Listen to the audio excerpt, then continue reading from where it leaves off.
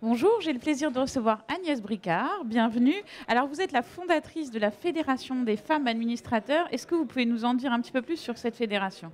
Bien sûr, avec grand plaisir, puisqu'on part de l'idée que dans les conseils d'administration, là où c'était plutôt le côté tu t'es personné parce que c'est toi, parce que c'est moi, aujourd'hui on souhaite professionnaliser ce statut, faire en sorte qu'on modernise nos sociétés et que la présence des femmes, et ce sont les anglo-saxons qui les premières fois ont dit, par la présence des femmes, on fait d'abord de la création de valeur. Pourquoi? Parce qu'elles apportent justement, ce qui est leur première caractéristique, c'est l'écoute, c'est l'empathie. C'est éviter le rapport de force, le côté guerrier. Et nous, on a besoin aujourd'hui, notamment dans la RSE, d'avoir dans les mutations des positions qui soient des positions plutôt dans ce côté empathie. Et surtout dans l'innovation, on s'aperçoit comme les femmes écoutent, elles remontent du terrain ceux qui ont des idées et transmettent du coup une position beaucoup plus innovante que quand on décide seul dans des organisations pyramidales. Donc oui, la femme dans les conseils d'administration, les dirigeants aujourd'hui constatent que parce qu'il y a une loi, ils sont finalement très légitimistes, parce qu'ils ont eu deux grandes études, Boston Group et ensuite Crédit Suisse, qui ont relié, on fait une vraie corrélation entre la création de valeur et la présence des femmes.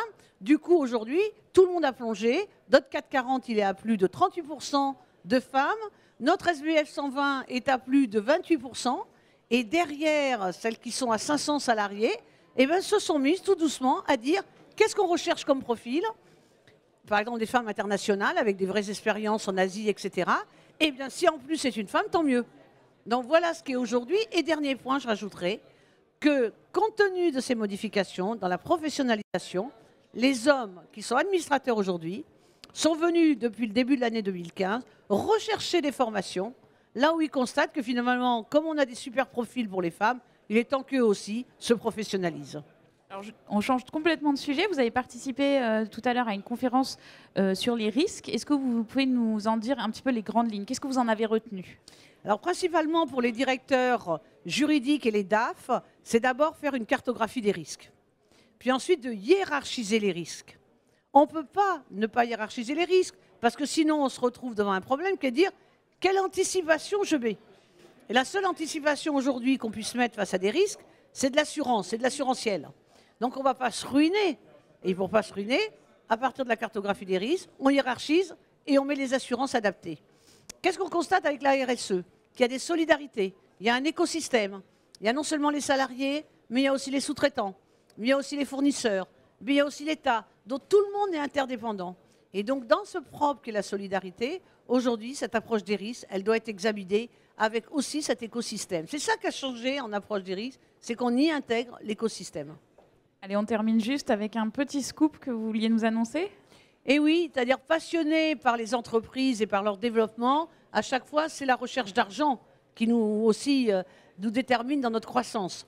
Donc il a été décidé de faire un guide du routard du financement des entreprises qui consiste dans ce guide du routard à avoir des fiches par profil. Donc vous êtes créateur, vous disposez de telles choses, mais attention, on y met une fourchette basse, une fourchette haute, donc on met des montants.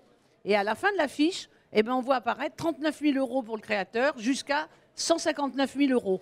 Après, il y a la fiche repreneur qui va de 70 000 € à 250. Mais il y a la fiche franchisée, auto-entrepreneur, étudiant-entrepreneur qui vient d'être créé avec le réseau Pépite. Il y a aussi les seniors, mais il y a aussi du coup la croissance interne. Et donc à chaque fois, on descend tous les dispositifs. Et le dernier, la désintermédiation, qui s'appelle le financement recours à la dette. Donc voilà ce que va apporter le guide du routard.